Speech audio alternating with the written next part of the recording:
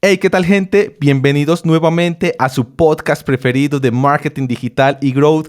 Mi nombre es Carlos Corrales y en el día de hoy vamos a tener un episodio súper interesante. Vamos a estar hablando de NFTs y de hecho el invitado que tengo es la primera persona que yo vi que hubiese tenido en su momento, hubiese comprado un NFT hace ya más de un año, creo, cuando yo ni siquiera me había involucrado con la tecnología, cuando ni siquiera había comenzado a estudiar. Ahora sí sé un poco más, así que bueno, va a ser muy interesante y vamos a aprender muchísimo. Comencemos. Tu podcast de marketing digital con Carlos Corrales. Digital Disruptors.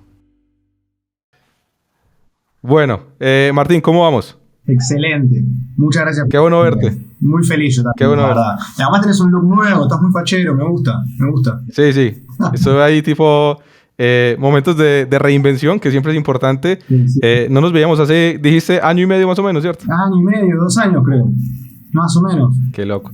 Sí, la verdad que sí. Bueno, como vuela el tiempo, desde la pandemia, desde antes de la pandemia, claro. Y sí, más o menos. De entrada, creo que entraba un poco la pandemia, un poco más. Pero viste cómo dice Borges, la amistad no necesita frecuencia. Exactamente, estoy 100% de acuerdo.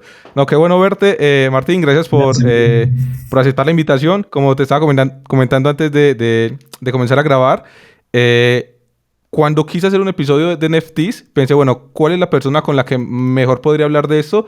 Y inmediatamente pensé en vos. Te estaba diciendo que allá hace, imagínate, 2 años más o menos, fuiste la primera persona que yo vi que tenía un NFT de foto de perfil. Y dije, ¿qué carajo es esto? ¿Esto de dónde salió? Y ya empezamos a hablar, siempre hablábamos mucho de cripto y eso. Y bueno, seguramente ahora ya sabes incluso mucho más. Así que bueno, gracias por aceptar la invitación. No, gracias a vos por tenerme en alta estima.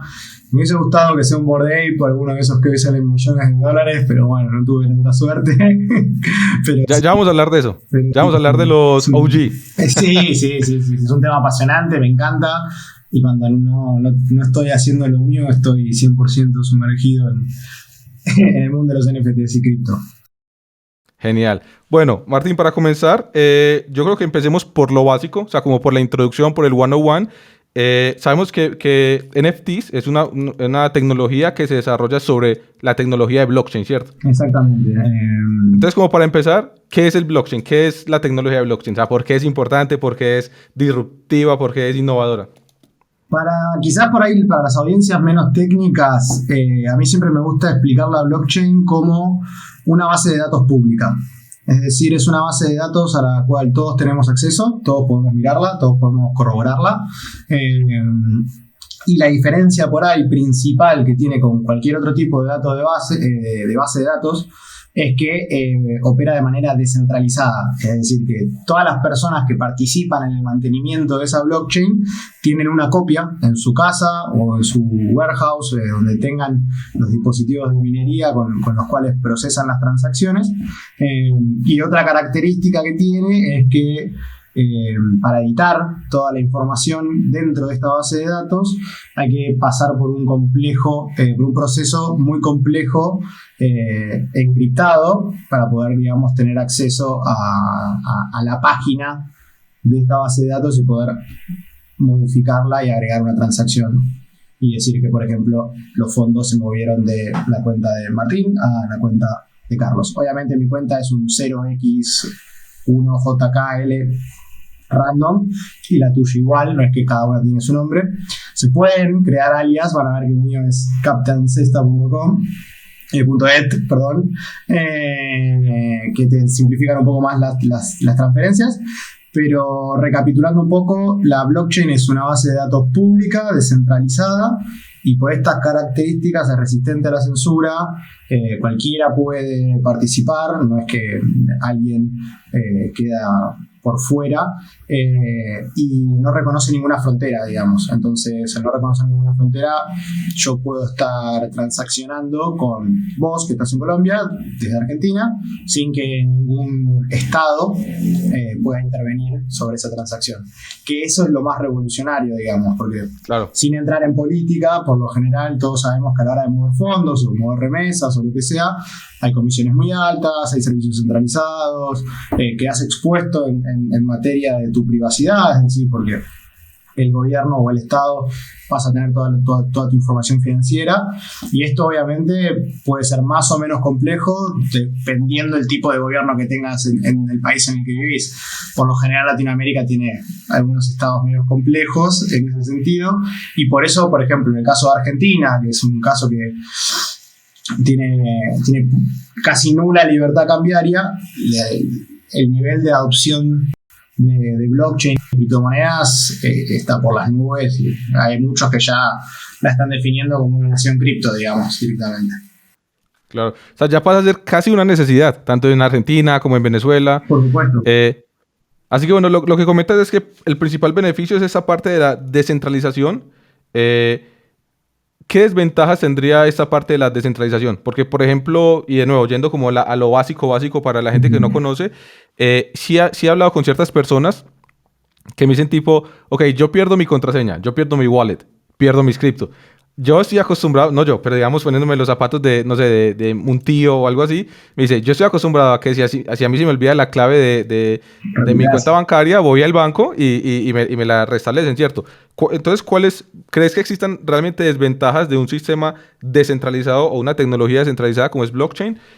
¿O son todo ventajas desde tu perspectiva? Desde mi perspectiva, yo soy un poco maxi, quizás medio maximalista, me cuesta pensar algunas desventajas. Yo lo miro más desde el lado de que a mayor libertad, mayor responsabilidad, digamos. Es decir, si uno quiere tener el control total sobre sus aspectos financieros y ser el último custodio del esfuerzo de su trabajo, porque en definitiva el dinero es energía acumulada de tu trabajo, digamos.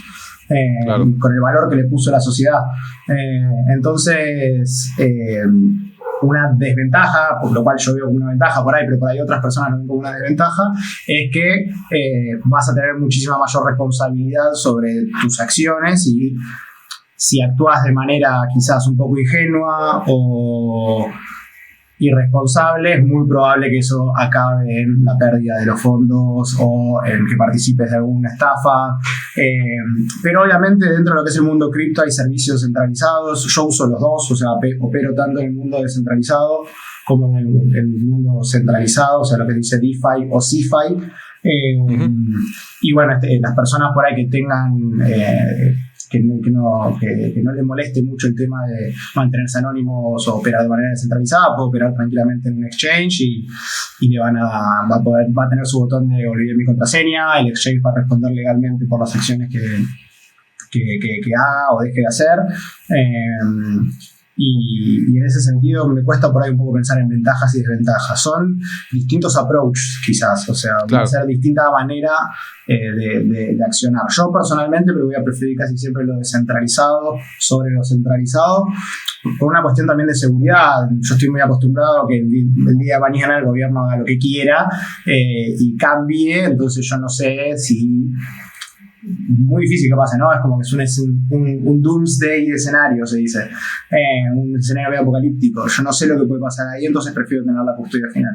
Eso quiere decir que yo tengo mis llaves separadas, es decir, parte de las palabras las tengo yo, por ahí parte de las palabras las tiene un familiar de confianza, otra parte de las palabras las tiene un amigo de confianza, que es el que nunca atentaría en contra de mis fondos, y en caso de necesitarlo, bueno, tengo que juntar las tres partes, digamos, y puedo acceder. Pero bueno, eso es como mi tesorería, digamos, no es lo que estoy usando en el día a día.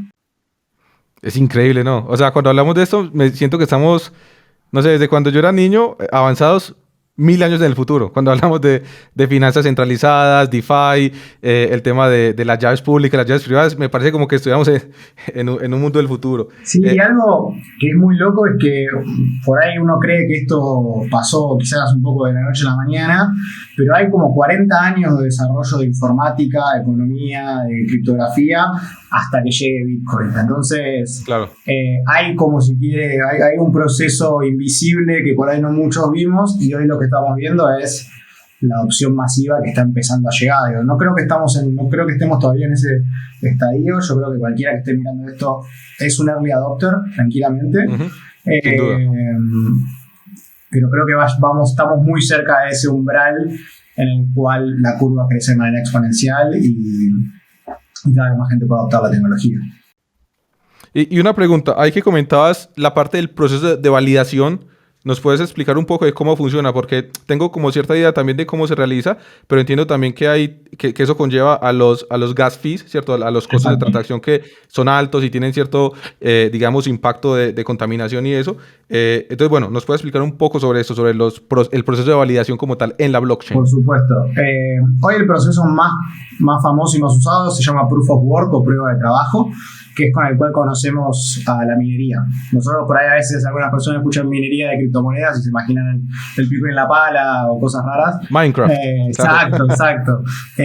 Pero el mundo está empezando a moverse hacia un tipo de consenso que se llama Proof of Stake. Ahora te voy a decir bien la diferencia de ambas. Pero bueno, o sea, básicamente la minería, yo por ejemplo tengo en mi casa un modelo GPU que son placas de video. El proceso de minar es justamente el proceso de resolver el problema algorítmico encriptado súper complejo para poder acceder a la base de datos y hacer la modificación. La base de datos, cuando la pensamos por ahí de un lado más del lado más económico, lo podemos pensar como un libro contable. La blockchain siendo el libro contable por excelencia. Por eso le dicen ledger muchas veces. Entonces, al minar, yo no estoy haciendo nada. Yo lo único que hice fue preparar la computadora, digamos, hacer algo así. Claro. Preparé el equipo y el equipo corre un software, que es un software de código libre, y ese software está procesando las transacciones de la gente. Por procesar esas transacciones, yo como minero recibo una comisión. Lo importante es que no es una comisión yo lo que no recibo no es tanto una comisión de la persona que está pagando el gas fee, sino que se emiten nuevas monedas que van a parar directamente al minero. Ahora hay diferencias entre lo que es minar Bitcoin, que se mina con un equipo especial, la SIC, después está la minería de Ethereum, que se hizo muy popular estos últimos años, se hace con placas de video y GPU. Pero todo esto implica prueba de trabajo, es decir, donde la prueba es el trabajo que hizo tu computadora, digamos, ¿no? Claro. Con el dinero fiat, la prueba es el Estado, es la capacidad que tiene el Estado.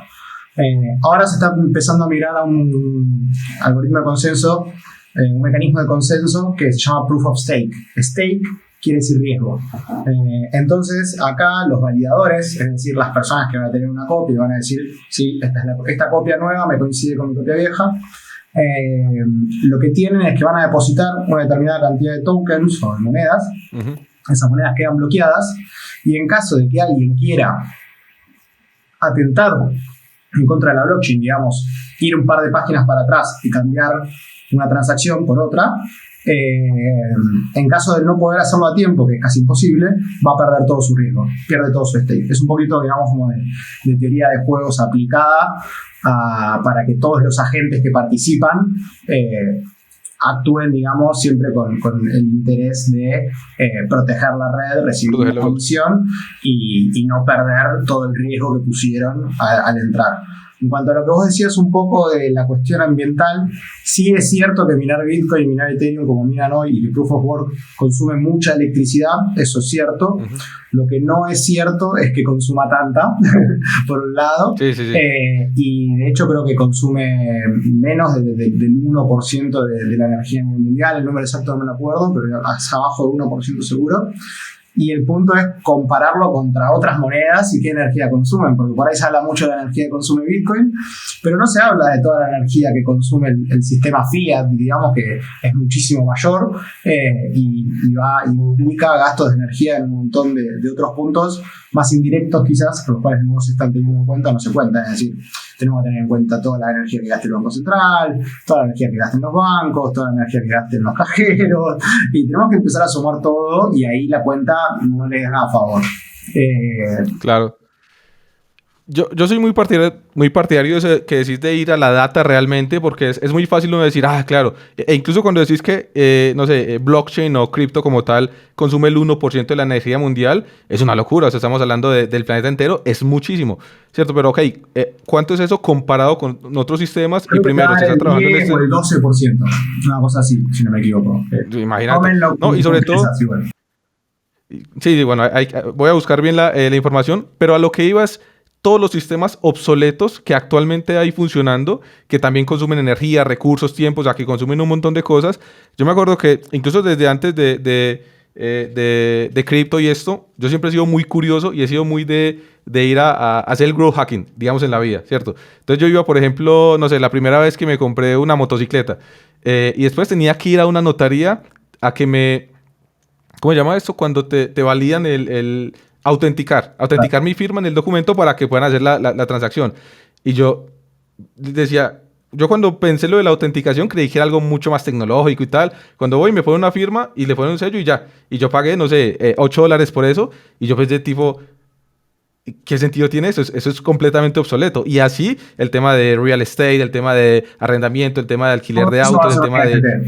Y lo vas a firmar Exacto, con tu billetera, no lo vas a firmar con contratos smart contracts, se vamos a ver más adelante, pero siempre me ha parecido como, a ver, esto es papel que están imprimiendo sin sentido, o sea que estamos consumiendo también energía, no solamente en lo que decís a nivel, digamos, de consumo energético, sino de todo lo que implica la infraestructura para que soporte este modelo que tenemos actualmente, que es centralizado. Que yo creo que va a haber, digamos, un balance. Obviamente van a haber cosas que necesiten centralización y necesitamos gobiernos para muchas cosas, pero hay otras que son absurdas, ¿cierto? Digamos, una transacción peer-to-peer es como simplemente yo te vendo a ti mi arte y no tengo que necesitar un notario que ni siquiera me ve la cara, simplemente me pone la firma. No sé cómo es en Argentina, pero aquí vas, te ponen la firma, o sea, como por una ventanilla y ya. O sea, es como ni siquiera te miran.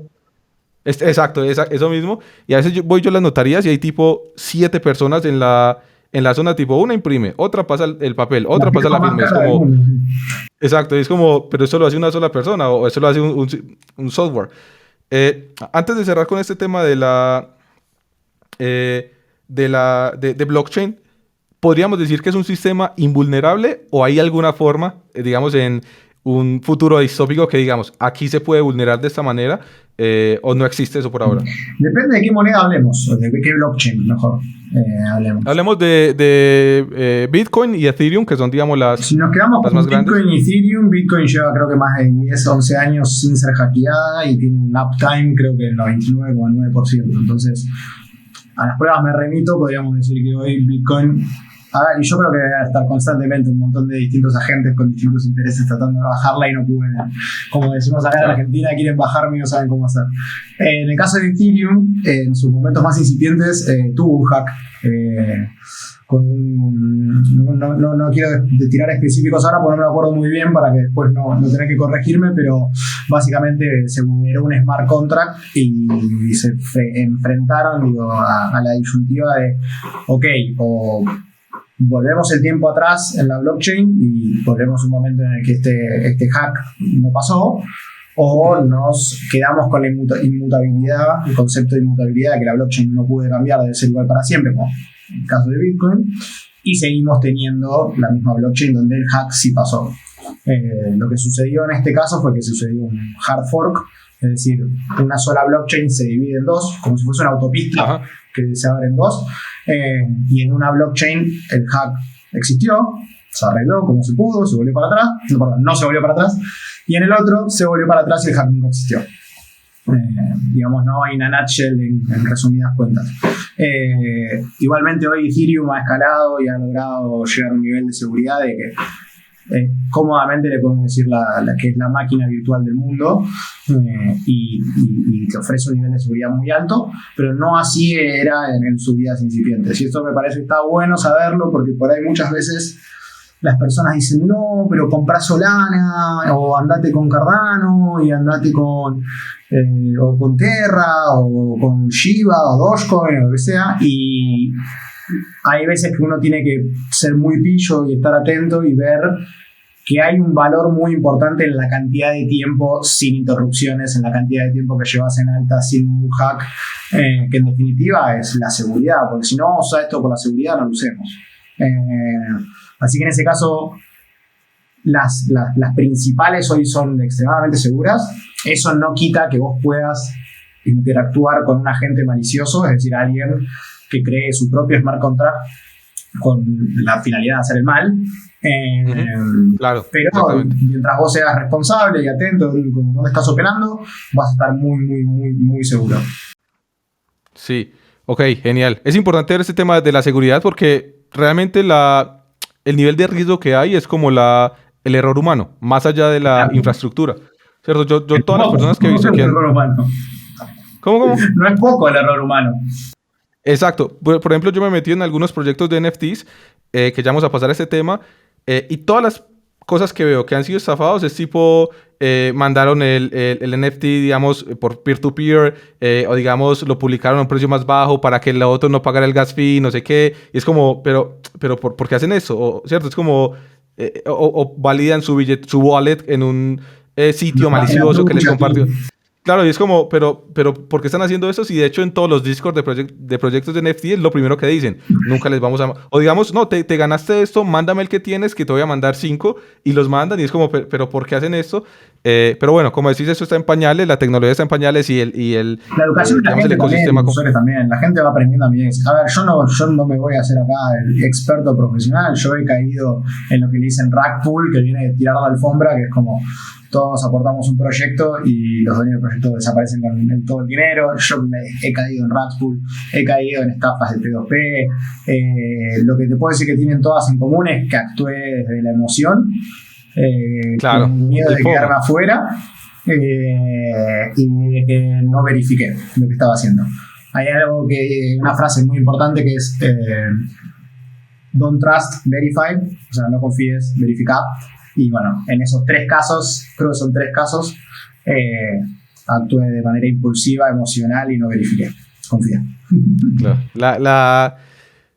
El gran desafío del control de las emociones humanas, que nos hacen lo que somos, pero también es como, si solo no tuviera emociones para digamos, disparar este penalti o para invertir así, es como las emociones siempre te van a jugar. Quiero hablar de la parte de las estafas en los NFTs y eso, porque es, digamos, sabes que es grandísimo las dudas que tienen las personas, pero para comenzar, ¿me podrías explicar qué son los NFTs y cómo funcionan? Okay. Empezar a lo básico, una persona que nunca ha comprado un NFT o apenas se está escuchando por primera vez de influencer y eso es como, ok, pero ¿qué es eso?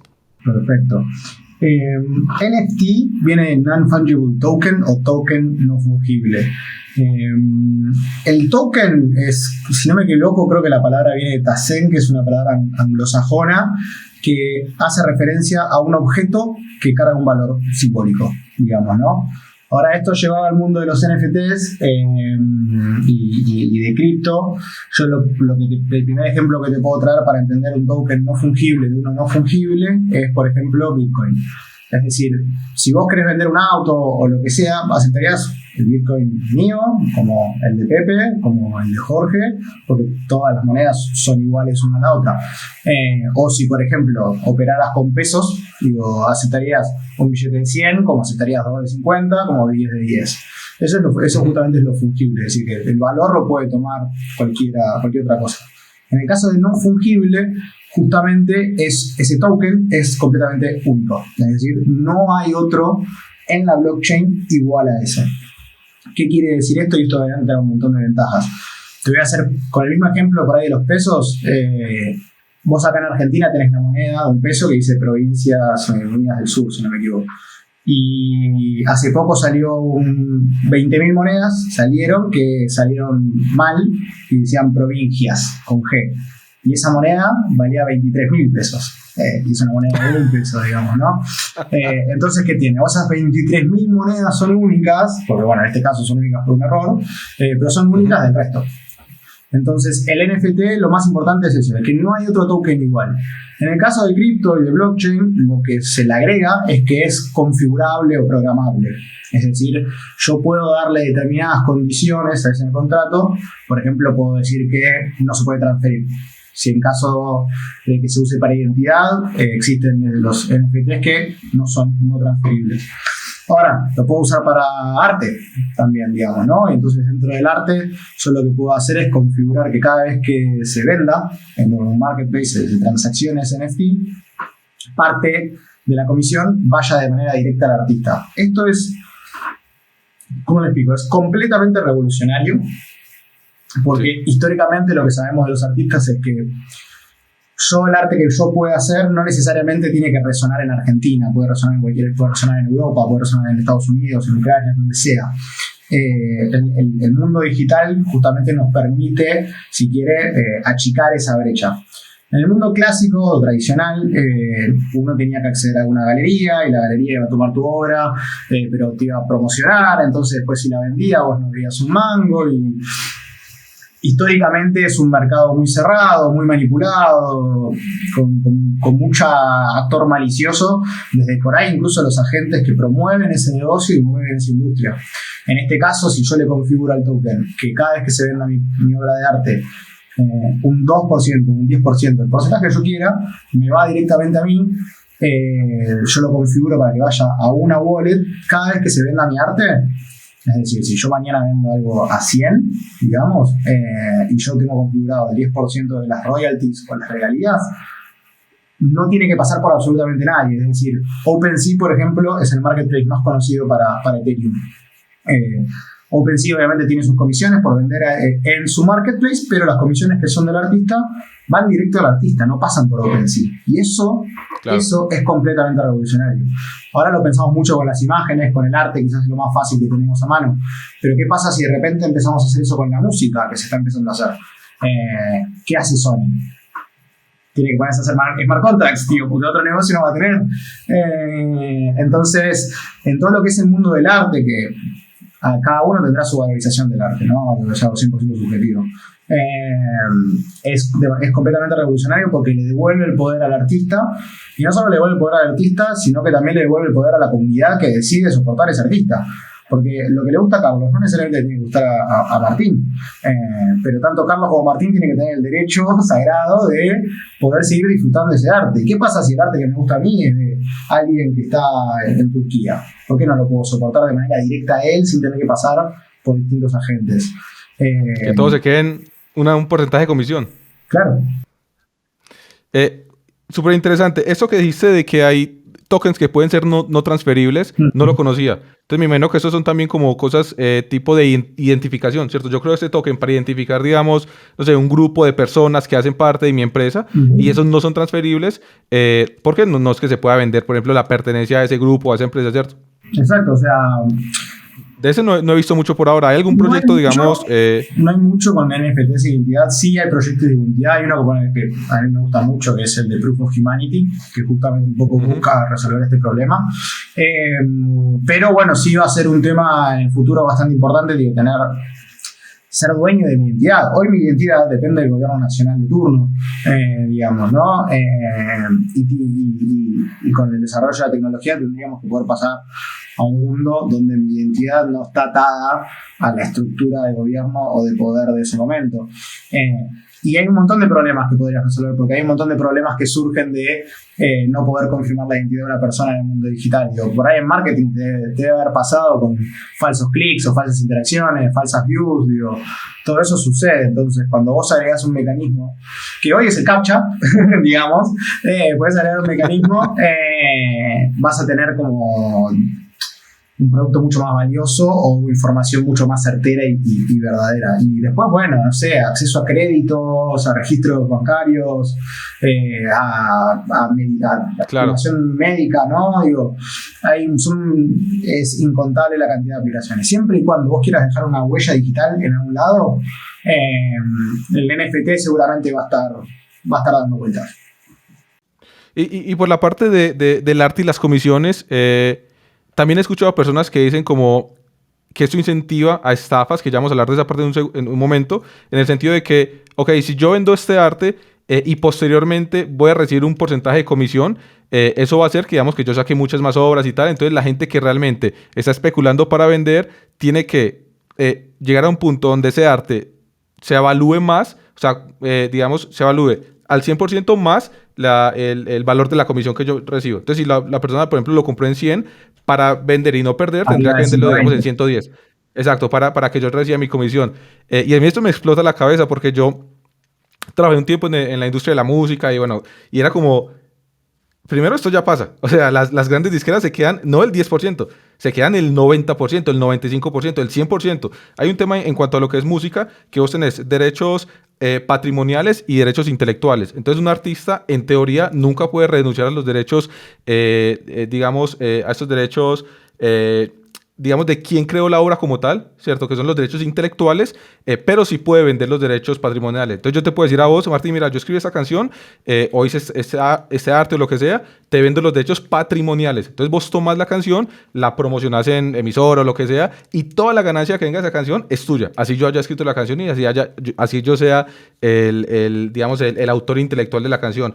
Entonces es como que me llama la atención porque esto ya pasa y de hecho pasa muchísimo peor. Y lo que realmente yo como lo veo, ya me dirás tu opinión, es que más allá del tema de la especulación, que siempre va a suceder porque está en la naturaleza humana, creo que eso en cuanto al arte es importantísimo en lo que decías de apoyar un proyecto, apoyar a un artista, ¿cierto? Yo tengo, por ejemplo, no sé, un artista que hace, no sé, digamos, algunos dibujos del universo, que me encanta. Entonces esta persona, yo le digo, yo voy a comprar tu arte, lo voy a apoyar, y a partir de ahí vos sabes que si ese arte, digamos, vos llegas a ser mega famoso, lo que sea, y yo lo vendo no en 10 que lo compré, sino en 1.000.000, vos vas a recibir ese 10% o ese 5% o ese 2% de ese millón. Pero más allá del tema de, ay, me está quitando, es como...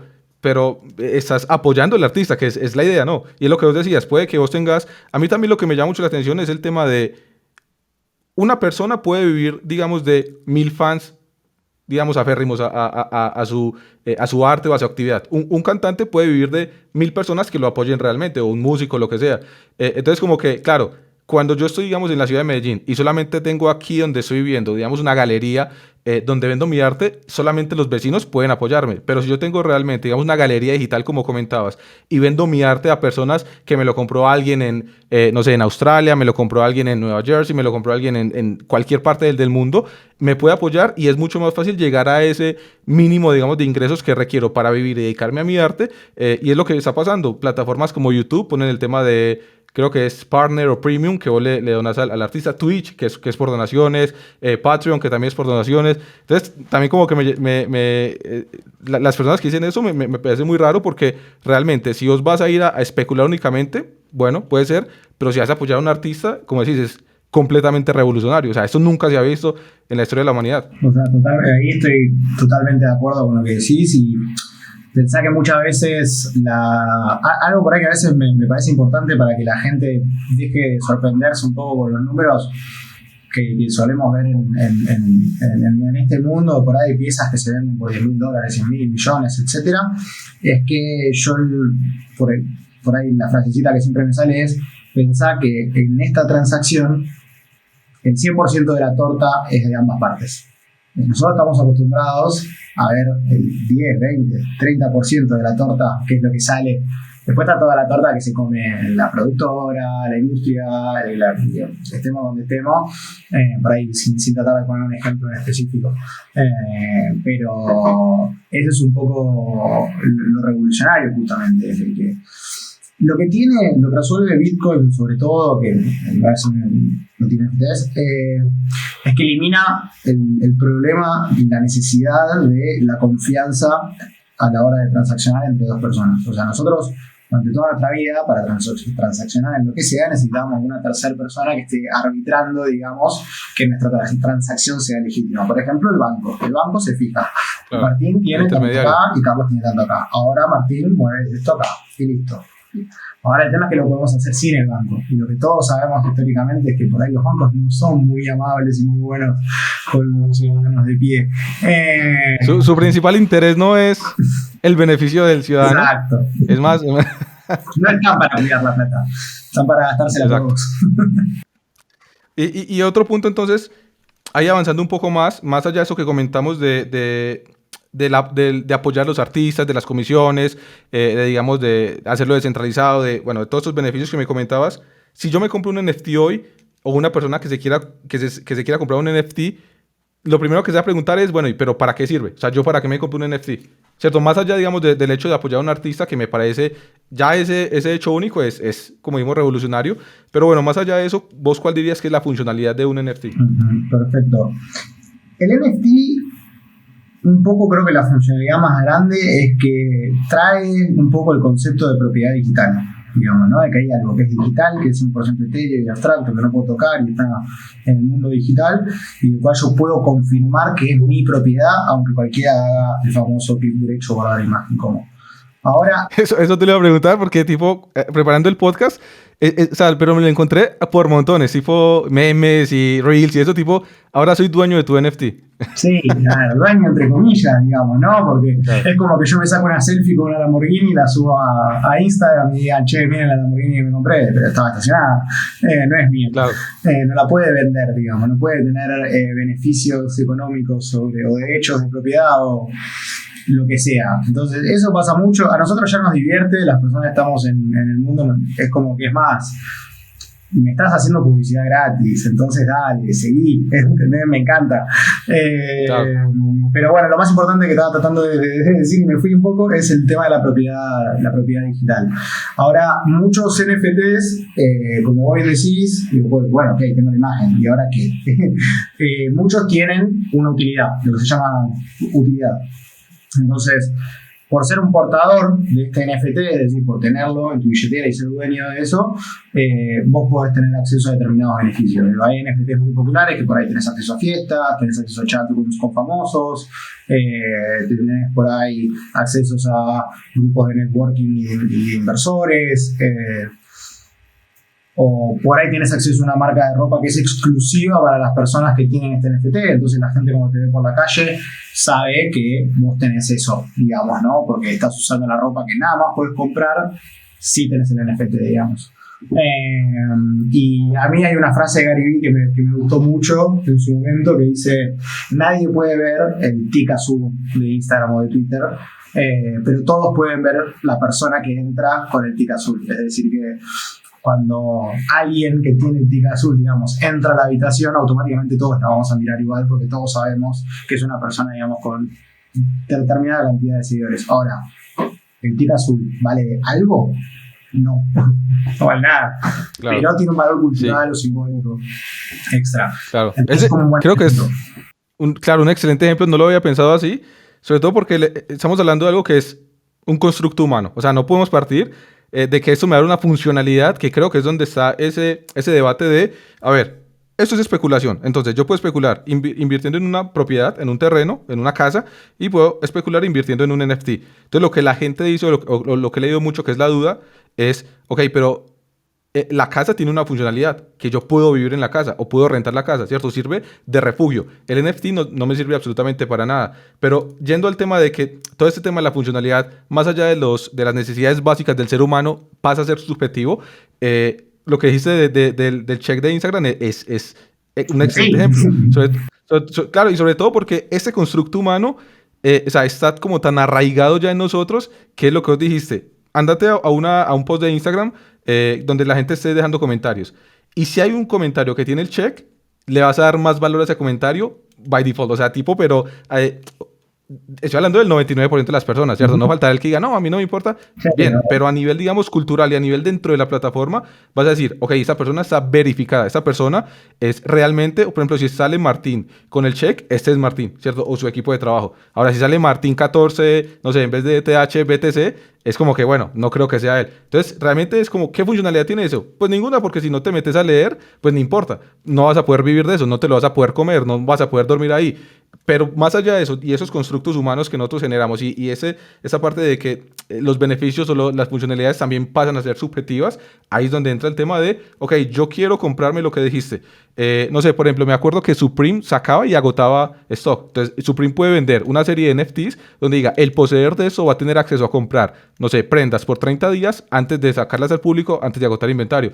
Entonces vos las compras y simplemente decís, ¿qué funcionalidad tiene? Tengo un acceso, un early access o un acceso preliminar a esta colección que a mí me gusta, que a vos te puede parecer horrible, o digamos el arte, o digamos el diseño de Supreme, nunca me compraría eso, por ejemplo, pero yo sí, ¿cierto? Entonces como que, bueno, yo lo invierto y es mi definición de esa funcionalidad. Sí, lo que tiene un poco es que creo que algo que vos seguramente ya habrás visto mucho más que yo en el mundo de marketing, en que cada vez por ahí se segmenta más y cada vez es más de nicho todo. Bueno, esto es nicho al 1000, digamos, ¿no? Porque Claro. sí, hay un montón de NFTs que yo veo que yo digo, ¿qué es esto? ¿Y por qué están pagando $30.000? Digo, porque es horrible.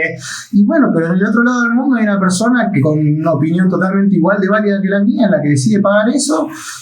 Y los dos agentes se pusieron de acuerdo, hay un precio, es una señal en el mercado, punto, me lo tengo que aceptar. Hay NFTs que tendrán más utilidades que otros, hay algunos que serán por ahí más simplemente el arte y el valor artístico de la pieza. Hay NFTs que son simplemente un pedazo de la historia de Internet y valen porque son un pedazo de la historia de Internet, como un tweet, digamos, como el primer tweet de Jack, del CEO de Twitter, ex CEO de Twitter, se vendió carísimo también, pero bueno, es la historia, digamos, estás comprando historia. Hay NFTs que directamente, creo que en OpenSea hay una opción para filtrar por utilidad, en los que te muestra los NFTs que son solo utilidad, digamos, ¿no? Entonces, podemos poner el ejemplo de un músico, digamos, que saca su colección de NFTs y podés entrar a comprar las entradas de adelante de todo un día antes que el resto. O cuando termina el recital puedes venir a tomar algo conmigo. O los que tienen las 5 piezas más raras están sentados en el escenario, al lado mío. Imagínate si Snoop Dogg hace eso, ¿cuánto va a valer el NFT?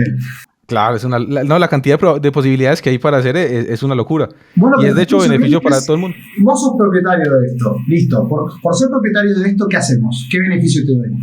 Es lo que hacen las tarjetas de los bancos, un poco, ¿no? Digamos, claro. Con sus créditos y sus planes de beneficios. Pero bueno, acá, intermediarios. ¿Sabes qué me hiciste acordar de algo? En estos días estaba viendo un youtuber que está muy metido en NFTs. Y que está recibiendo pues mucho hate y tal, es de España, es bastante grande. Sí, creo que era él. Y estaba comentando en un video que él decía, pues estaba comentando que en muchos de sus videos, cuando él los publica, la persona va y dice, soy el primero que ve el video, ¿cierto? Y comentan eso, que es como que qué funcionalidad tiene esta, pues no tiene nada, pero a la gente le gusta.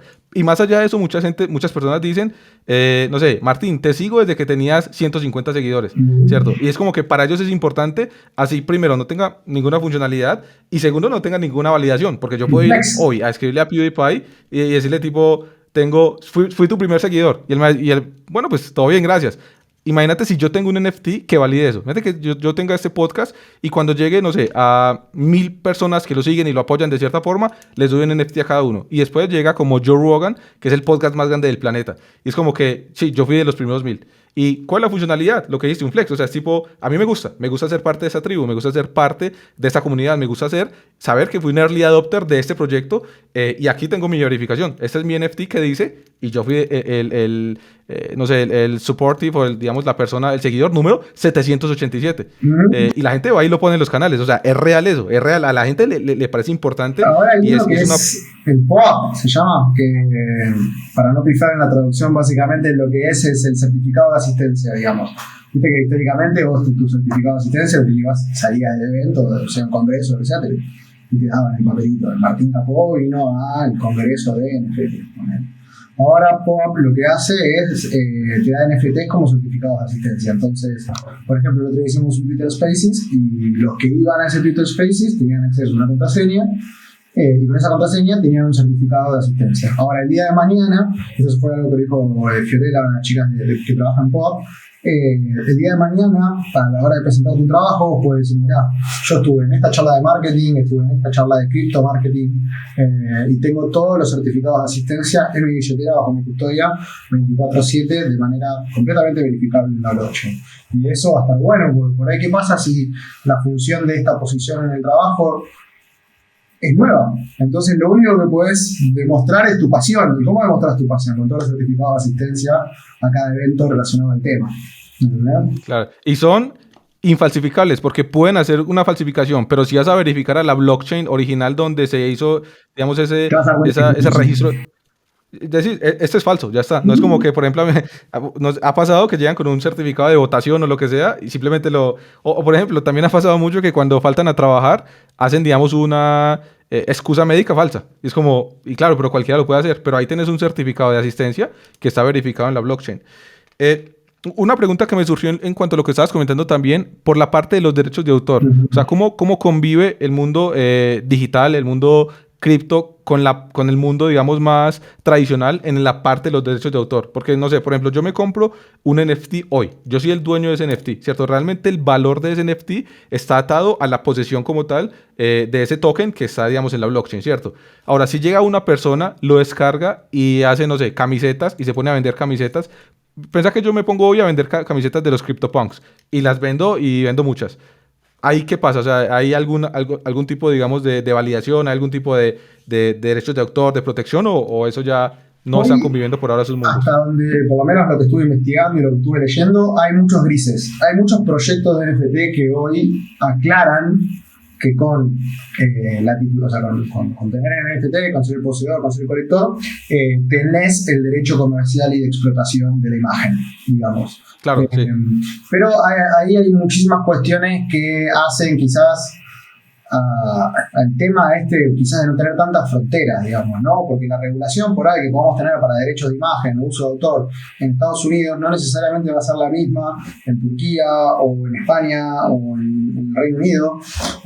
Entonces, la realidad es que hay muchos grises. Quizás en el momento de que desde el Senado o cualquier institución gubernamental correspondiente se emita que ser el dueño de NFT implica que tener los derechos de autor, ahí quizás es otra la discusión, pero la realidad es que hay un gris muy grande en el que estas cuestiones no están regularizadas al 100% y dependen mucho de los casos judiciales caso a caso. Hay jurisprudencia a favor, no me acuerdo muy bien el caso, creo que era con indumentaria, pero hay jurisprudencia a favor del fallo a favor de la persona que era el dueño del NFT. Pero de nuevo, hay jurisprudencia, eso no quiere decir que en el Estado al lado no hagan otra cosa. Claro. Entonces hay muchos proyectos, sobre todo cuando es un proyecto de mucha envergadura, hacen una aclaración porque ya registraron, digamos, en algún lugar de Estados Unidos que estas características que digo, que tener NFT te da el derecho a explotar esa imagen. No te da derecho a explotar la marca por ahí del NFT, pero sí te da derecho a usar comercialmente tu mono, digamos. Si tienes un mono, lo puedes usar para lo que quieras. Claro, ¿no? Y es un tema complejo porque igual la piratería existe. O sea, no es como que, por ejemplo, yo tenga mi NFT y lo ideal sea que nadie lo pueda explotar porque me protege la propiedad en un mundo donde la piratería es gran parte del mercado. O sea, andate a cualquier ciudad del mundo y tenés un porcentaje altísimo de piratería. O sea, en cuanto a ropa, perfumes, o sea, un Rolex, absolutamente todo tiene su lado de piratería y hay un mercado para eso, ¿cierto? Y es algo pues como también inevitable. Sí, y igual pensá que yo por ahí en el futuro voy a poder asociar NFTs a cuestiones físicas.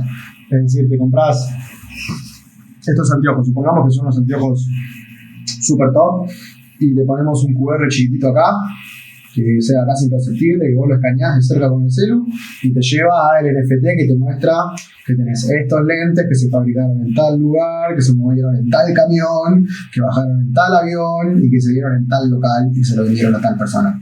¿Entendés? Entonces ahí por ahí lo vas a poder hacer con el vino, lo vas a poder hacer con ingredientes por ahí que está pasando un poco con la comida, ingredientes carísimos, súper raros, digamos, como esas hierbas que crecen nada más en el fondo a la izquierda del mar, ni idea, se están empezando a agregar como estos certificados de propiedad, porque es una manera, ¿sabes cómo se hace mucho? Ponerle con los líquidos de los vaporizadores, ¿viste? Hay mucho, yo imprimo la etiqueta y hago un líquido falso y lo vendo bajo la marca de Macheta de líquidos. Entonces muchas empresas están agregando los tokens, los NFTs de cada frasquito que venden. Entonces el comprador se queda tranquilo que está comprando esa empresa y no un revendedor tuyo. Eso me parece increíble. Esa es una de las funcionalidades a futuro que le veo, que para mí van a ser eso y lo que dijiste también del tema de como del acceso, el early access para ciertas cosas tipo el CD. O por ejemplo, no sé, vos ves que hay videos de YouTube donde dicen, bueno, gracias a mis patrons y sale el nombre de la persona. Imagínate vos tener un NFT que lo vendiste. Es que se me empiezan a ocurrir cosas. Imagínate vos tener un artista que tenga, o sea, que te encante, pero que no tiene el capital para lanzar su CD. Te vendes, no sé, 100 NFT de $1,000 cada uno, por decir algo, para apoyar al artista. Digamos, levantas $100,000 en capital, casi como un kickstart, la persona lanza su CD y vos salís, por ejemplo, gracias a eso salís verificado de que fuiste un inversionista del proyecto e incluso podrías tener regalías, porque podrías ser una vez al año se toma un snapshot de las billeteras que tenían el NFT y esas personas reciben un 1% de la regalía total. Claro. No, es que las posibilidades son infinitas. Y por ejemplo, lo de las gafas es lo que decíamos ahorita del Rolex. Yo me compré un Rolex, fíjate que tenga tallado dentro, digamos, de cierta forma, un código que vos vas y lo verificas en la blockchain. Ok, es real. Porque si a mí hoy, por ejemplo, a Carlos Corrales, me ponen 2 Rolex, una imitación y una original, yo no voy a tener ni idea de cuál es. Y seguramente con mi suerte, elija el falso y lo pague. Claro. Bueno, entonces yo creo que eso ya está bastante claro, pero una de las preguntas más grandes que tienen las personas es, ¿son los NFTs una estafa? Entonces lo que quiero ver es alguno de los puntos de qué tipo de estafas dicen que son, y así las vamos como verificando una por una. Por ejemplo, dicen que son estafas piramidales. A ver, si yo armo un proyecto de NFTs que no tiene ninguna utilidad y yo prometo una utilidad que nunca llega, sí, es un Ponzi, digamos. Es un Ponzi, estamos midiendo una imagen de por medio. Claro. Es muy importante, y yo esto, como te digo, lo aprendí por las malas, ¿no? No es que soy un súper experto. Es muy importante. Como todos los que nos metemos. La mejor forma de aprender es tipo, listo, perdí aquí, no sé, $100. Ok, listo, aprendí. Lección aprendí. Sí, horrible. Pero bueno, pasa, y es una manera de aprender, y está bueno también generar estos espacios para que la gente no repita los errores. Pero yo hoy, cuando trato de ver un proyecto de NFT, lo primero que me pregunto es utilidad. Es lo primero que me pregunto, es como, ok, o sea, es una linda imagen, ojo, eso no quiere decir que no compro NFT porque me guste el arte. O sea, hay un montón de artistas que sigo, que me encanta lo que hacen, quiero que lo sigan haciendo, quiero ser dueño de sus piezas, y las compro porque me gusta el arte. Pero bueno, hay otros NFTs, quizás cuando estoy con un mood un poco más especulativo, en el que digo, ok, ¿qué es la utilidad? ¿Qué problema resuelve? ¿Qué beneficio me da? Eso es lo primero que me pregunto. Lo segundo que me pregunto es ¿cuándo me va a llegar esa utilidad? Porque el NFT, como bien usaba recién de ejemplo, suele ser también un mecanismo de financiación. Entonces, ¿cuándo me va a llegar esa utilidad? Y eso, por lo general, lo puedes ver en un roadmap. Todos los proyectos deben tener un roadmap. Si no hay un roadmap, andate. Básicamente. Claro. Si no hay un roadmap, andate. Y si el roadmap es muy lábil y no entendés qué es lo que realmente tienes que hacer, también probablemente también te tengas que ir de ahí. Pero en el roadmap, por lo general, vos tenés, ya sea dividido por quarter, o con fechas, o por años, dependiendo de la proyección de cada proyecto, qué es lo que van a ir haciendo, ¿no? Vamos a hacer esto cuando se minteen tanto, cuando se termine el mint, vamos a hacer esto, cuando juntemos tanta plata, vamos a hacer lo otro. Y muchas veces, por ahí a veces está mejor quedarse afuera, mirar un poco el proyecto, ver que en definitiva se agrega cada vez más información, el roadmap se está cumpliendo dentro de todo a fecha, porque nadie lo cumple a fecha, nadie nunca cumple un roadmap, ni las empresas más grandes. Claro, decímelo. ¿Sí? Hablando de empresas, de negocios como, ok, los objetivos, los OKR. No, ni ellos lo cumplen, nadie. A veces llegan, a veces no. Llegas con alguno, no llegas con todo. Pero bueno, la cuestión, hay que ser ambicioso igual, sí, está bien. La cuestión es que uno puede, a veces, por ahí es preferible gastar un poco más en plata, quedarte afuera, estar mirándolo y siguiéndolo, ver el volumen de Ethereum, de Cardano, lo que sea que está moviendo, y cuando ves que definitivamente la comunidad crece, los responsables del proyecto están ahí, responden y demás, ahí sí puede ser un buen momento para entrar. Si tenés la duda, mejor quedate esperando afuera, mirá qué pasa. Hay muchos proyectos que explotan, se van, ¡pum!, se empiezan a vender por miles de dólares y al otro día se van a hacer. Porque no tenían utilidad, porque no servían para nada, porque fue una muy buena campaña de marketing y entraron todo el mundo, o los bots hicieron un muy buen trabajo haciéndote creer que son personas que lo van a comprar. Entonces lo más importante es el roadmap. Y lo otro, que esto para ella es personal, depende mucho de cada uno, trato de comprar NFTs donde de alguna manera los responsables del proyecto están doxeados, se dice, doxing, de D-O-X-X-E. Doxear básicamente quiere decir que, o KYC también a veces me dicen, es que sabes quién es la persona atrás, digamos, ¿no? Entonces por ahí a veces es un proyecto y te dicen, este es el artista de Games of Thrones. Ok, ¿cómo se llama? Ponerme la foto de la cara. Claro. ¿Entendés? ¿Cuántos artistas había en Games of Thrones? Un montón, seguro. Es un proyecto enorme. Entonces eso puede ser una red flag. Ahora, si vos bajás y está la foto, y vos entrás, investigás a esta persona, y efectivamente hay videos de la persona diciendo estoy haciendo unos NFT, no sé qué, yo trabajé en Games of Thrones, pueden ver mi trabajo, bueno, es un proyecto que sí me interesa comprar. Por ejemplo, uno que se llama, me gusta mucho, que se llama Chill Coins, que está muy relacionado con la música, y desde el día 1, el fundador puso la cara. Eso es un montón de verdad, porque hay mucho hate, hay mucho desconocimiento y a veces muchos vectores de ataque cuando vos pones tu cara, digamos, ¿no? Entonces que la persona lo haga desde el principio, a mí ya me da un montón de legitimidad, porque una persona doxiada es una persona que incluso la que se puede perseguir legalmente en caso de haber obrado mal. Claro. Sí, porque también hay un compromiso, o sea, ellos prometen un roadmap, que es lo que decías, y bueno, hay unos que se cumplen, otros que no, pero sí hay cosas de cosas, ¿cierto? Una cosa es, por ejemplo, no sé, cada año vamos a devolver de las transacciones y los fees un 10% a los poseedores de los NFTs. Si no se devuelve, ya eso sí pasa a ser una estafa. Exacto. Y lo que tiene es que además hay muchos artistas que esto me parece no lo terminan de entender, pero una vez que lanzás tu colección, digamos que Carlos Corrales lanza su colección de NFTs, esa colección de NFTs va a estar atada a tu reputación toda tu vida, porque lo que está en la blockchain es para siempre. Claro. Entonces, el día que abandones esa colección es el día que te van a venir a buscar, digamos. Entonces, claro, hay mucha gente desesperada por salir corriendo con una colección. A mí me encantaría tener una colección, la realidad es que tengo muchas ideas, pero entiendo un poco la responsabilidad que conlleva tener colectores, mantenerlos contentos y poner toda tu reputación en juego. Entonces, claro, eso es algo full time. Tienes que dedicarte a construir la comunidad, cumplir el roadmap, o sea, realmente dar valor a esa comunidad. Porque bueno, fue lo que ahorita. Saludarlos, decirle que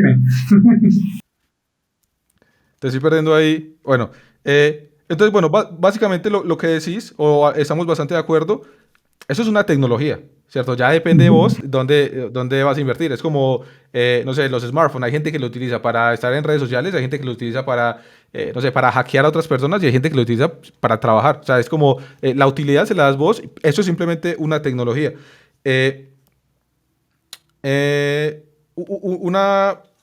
Otra pregunta de lo que surge, porque ya hablamos de la parte de la funcionalidad. ¿Dirías que hay una burbuja en este momento de NFTs? Sí, es difícil a veces el concepto de burbuja. Lo que sí te puedo decir por ahí es que el 99% de los proyectos se va a ir a cero, confirmado por la NASA. De a 10 cuadras, cualquier persona que por ahí conozca un poco cómo funcionan los distintos ciclos en el mercado de cripto, aunque por ahí los ciclos en NFT no se comportan de la misma manera, pero están reatados al comportamiento de las criptomonedas.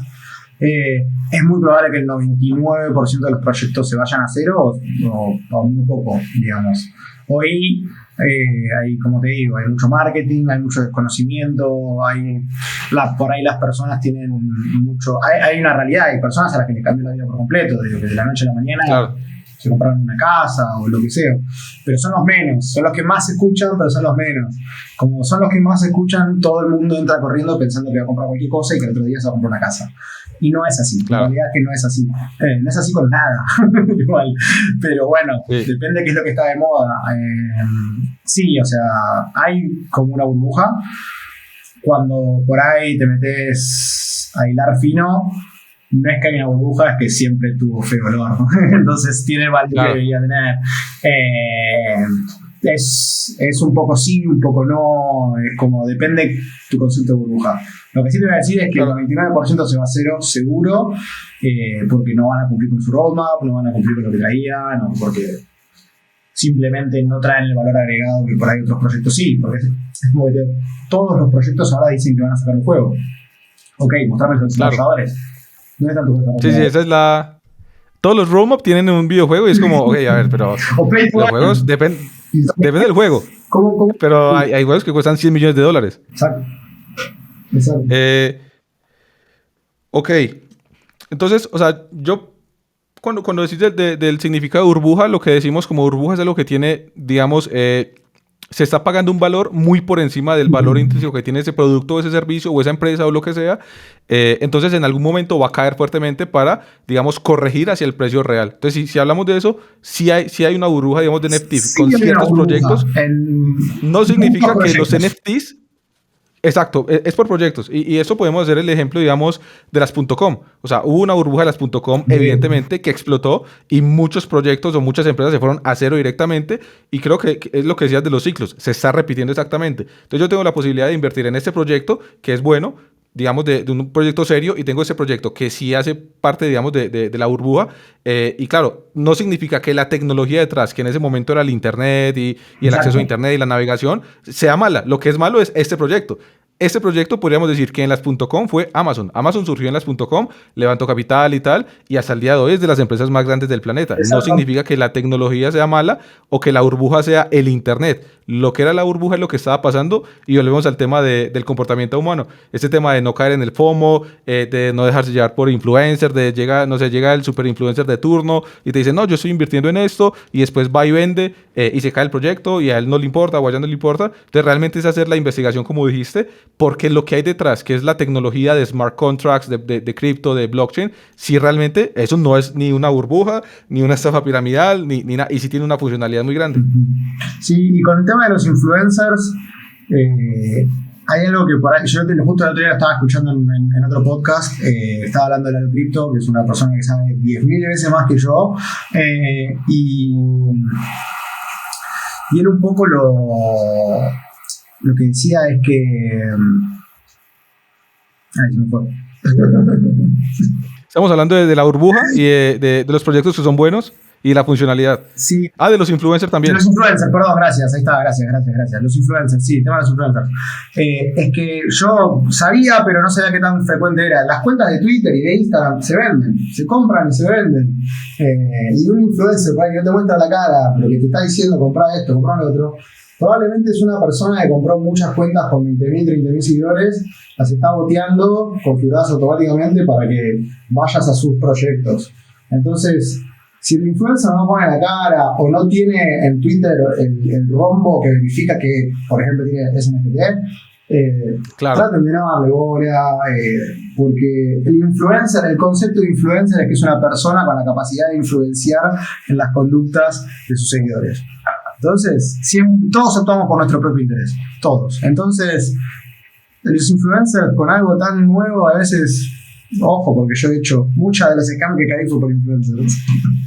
Sí, y hay un tema también o sea, yo creo que aquí hay un debate interesante, porque por una parte yo creo que las personas deben ser responsables de sí mismas, y es como que, a ver, si vos fuiste y vendiste tu casa para meterte en un proyecto de cripto o de NFTs, pensando que te ibas a ser millonario, porque te lo dijo un influencer y esa persona, todos sus incentivos son para sí mismo y le están pagando un montón de dinero.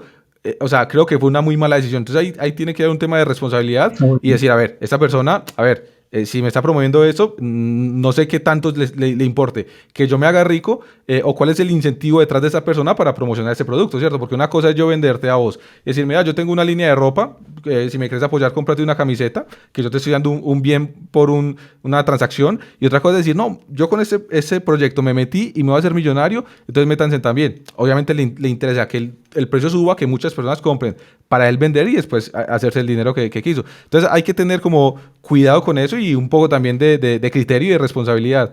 Ahora, lo que sí me genera como cierta duda y me gustaría saber tu opinión es con las personas más vulnerables, o sea, con niños, personas que no tienen un criterio tan desarrollado. O sea, por ejemplo, vos y yo trabajamos en el ecosistema digital. Yo trabajo desde hace 10 años más o menos, 11 años, o sea, como freelancer, cuando no está de moda. Vos tenés la piel gruesa en el sentido de NFT, o sea, lees, te capacitas y todo eso. Ahora, una persona que, por ejemplo, tenga unos pocos ahorros o que tenga acceso al dinero de los papás, o una persona que tenga problemas económicos y le prometen esto, ¿vos crees que eso se debería regular en cuanto a los influencers que no hagan esas promesas?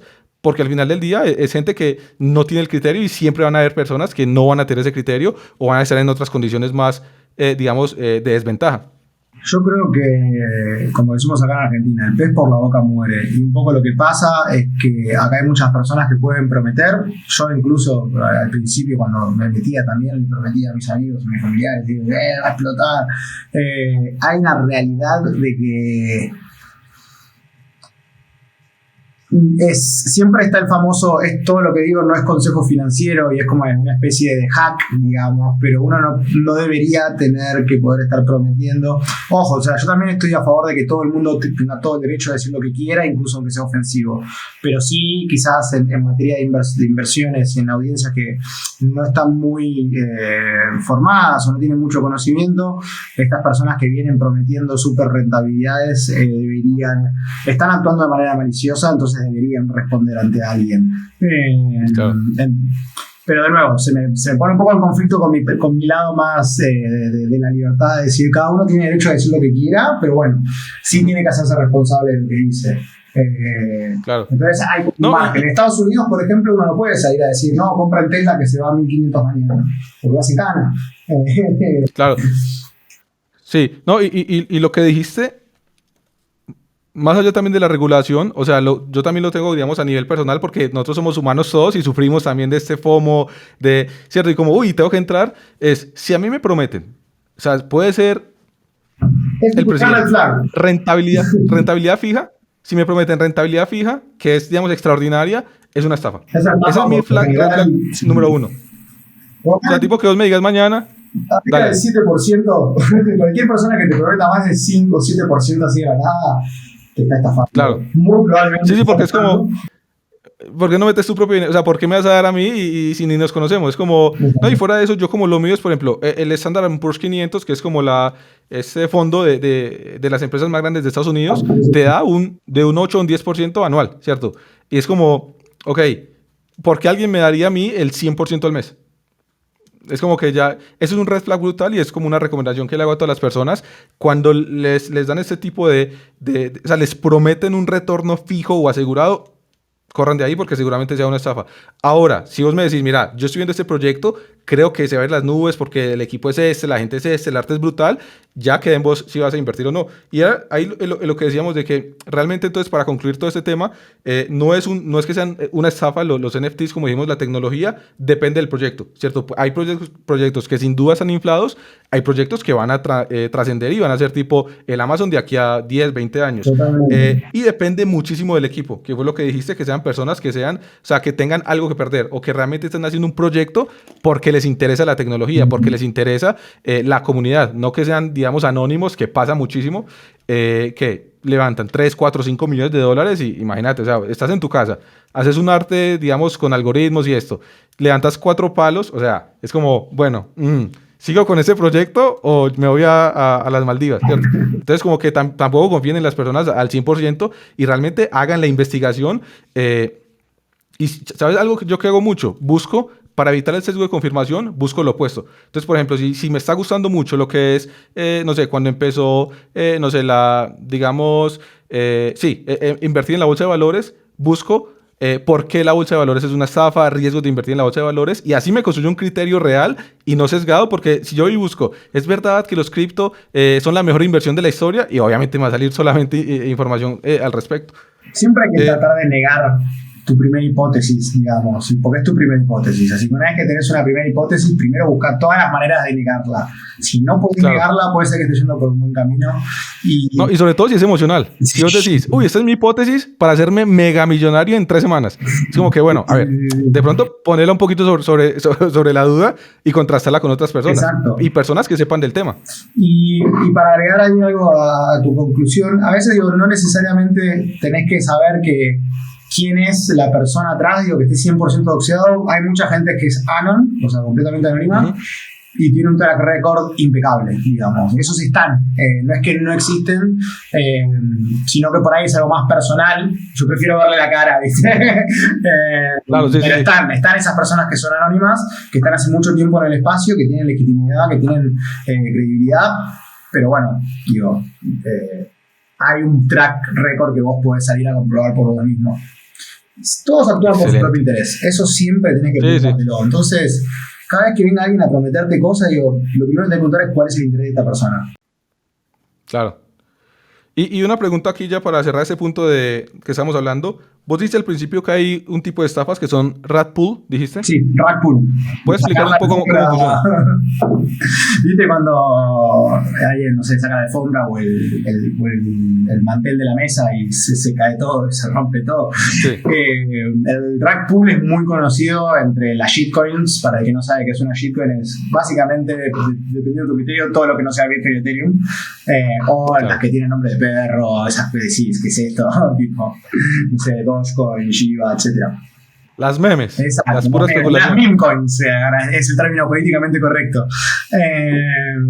Y bueno, hay cientos de ellas que son conocidas por los rug pulls, que básicamente es cuando el activo explota en valorización porque todo el mundo lo está comprando, los dueños del activo, digamos, las personas detrás del activo, vacían toda la liquidez, entonces esa moneda vos no la puedes cambiar en ningún lado por nada, porque no hay liquidez para respaldarla, y te comiste el rug pull. Que bueno, Claro. el rug pull vendría a ser retirar toda la liquidez. Entonces, al retirar, Claro. es decir, vos, por lo general, en estas monedas tenés. Hay un pozo, digámosle, un pool donde se ponen parte de estas monedas y USDT o USDC para hacer como un colateral, ¿no? En el que vos puedas intercambiar sin la necesidad de que venga otra persona a darte la plata, digamos, ¿no? Entonces podés hacer el swap. Ok. El pool es cuando yo vacío toda esa liquidez. Ahora hay proyectos de NFTs que una vez que juntan una determinada cantidad de fondos, en vez de usar esos fondos para financiar el proyecto, Se van. se van. Y eso es un Pasó hace poco con una cripto, creo que era Squid, ¿no? Squid. De Squid Games. Squid, sí, yo tengo un amigo que se hizo una fortuna de dinero ahí, tuvo suerte, logró salir antes, pero es una timba. Eso es una timba. O sea, él entró, compró, vendió y a los días hicieron el... Exacto. A las horas, no los días, a las horas. Cero recomendado. Cero O sea, cero recomendado recomendado. ese tipo de riesgo. Es máximo riesgo que podés tomar. Hay una gran parte de ganancias no realizadas con las que se quedó, pero igual quedó contento. Claro. Es uno entre todos los que pierden, antes que nada, pero bueno, justo te tocaste un ejemplo que me toca cerca. Pero sí, pasó con Squid, que usaron todo el furor de Squid Game como para hacer pegar a la gente que iba a salir un token, la gente se mandó de una, tiraron de la alfombra, vaciaron toda la liquidez, se llevaron a los $300 millones, no me acuerdo dónde.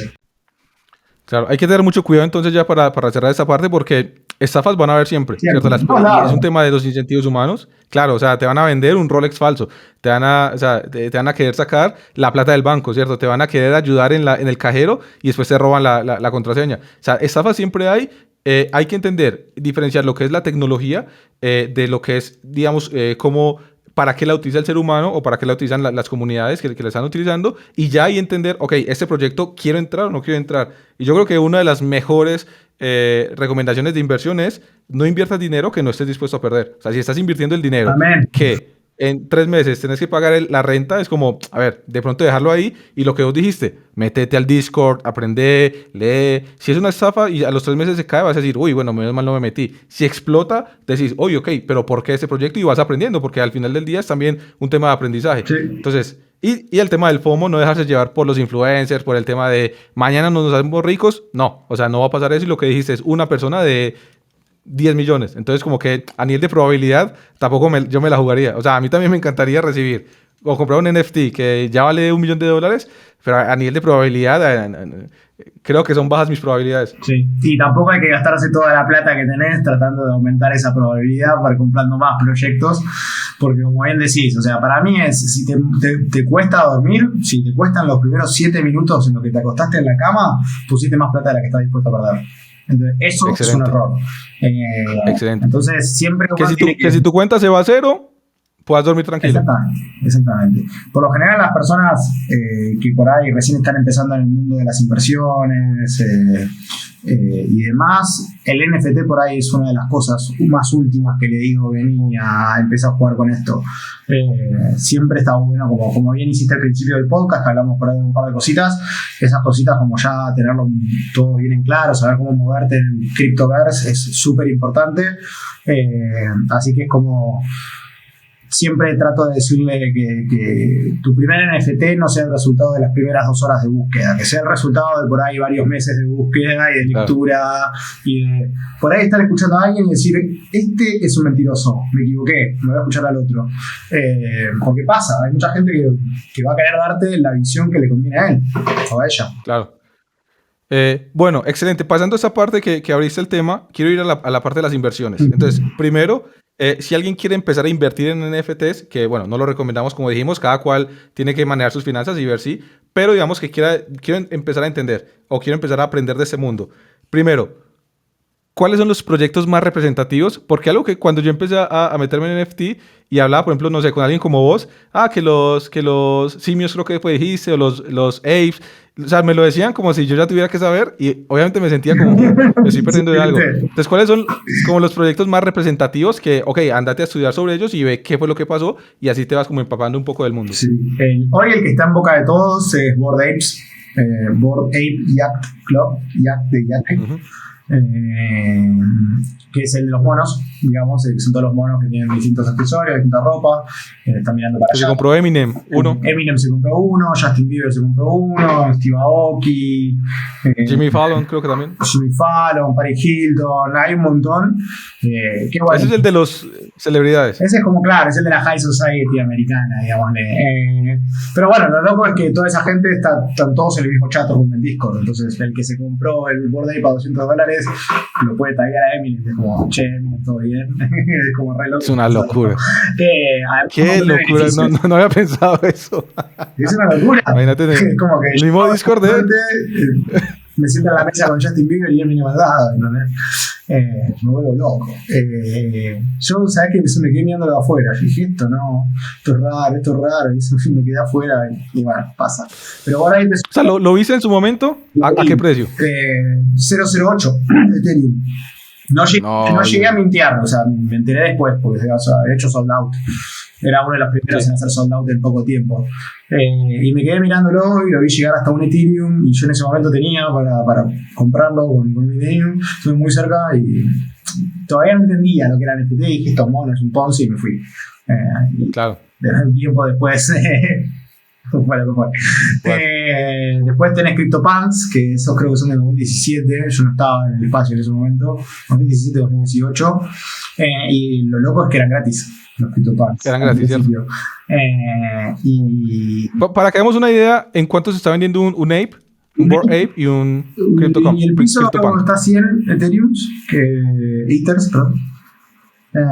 Son $300,000 más o menos, un momento. Al día de hoy. Pero bueno, que se están vendiendo en 200 millones, 8 millones. Ese es lo que llama. Para algunas palabras clave que está bueno que la gente sepa, es el floor price, hace referencia a el precio más bajo de toda la colección, digamos. Entonces, es algo que se escucha mucho. ¿Cuál es el floor price? ¿Cuál es el floor price? Para saber cuál es el precio mínimo de la colección, que es un poco lo que te va a dar el valor, si se quiere. Claro. Después tenés la palabra mint, que mint es cuando uno lo compra directamente desde el contrato y lo recibe y pasa, si se quiere, a la fase de reveal, que es cuando se revela. Pero bueno, para no irme otra vez por las ramas, tenés Bored Apes, CryptoPunks es uno que es muy conocido. A mí hay uno que personalmente me gusta mucho, que también me queda fuera, que se llama Doodles, que es, hoy tienen, si no me equivoco, más de $30 millones en la tesorería. Ya son una empresa.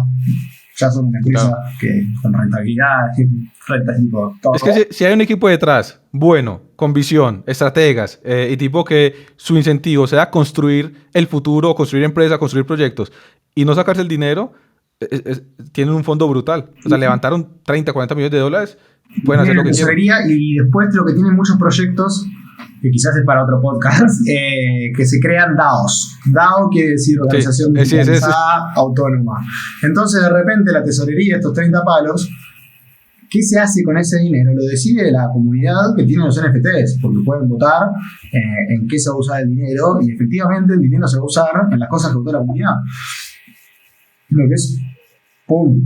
O sea, por ejemplo, ahora hay una DAO nueva que es Free Assange, Julian Assange, el que creó Wikileaks. Bueno, ya juntaron 18 palos para liberarlo, para pagarle a los abogados, todo.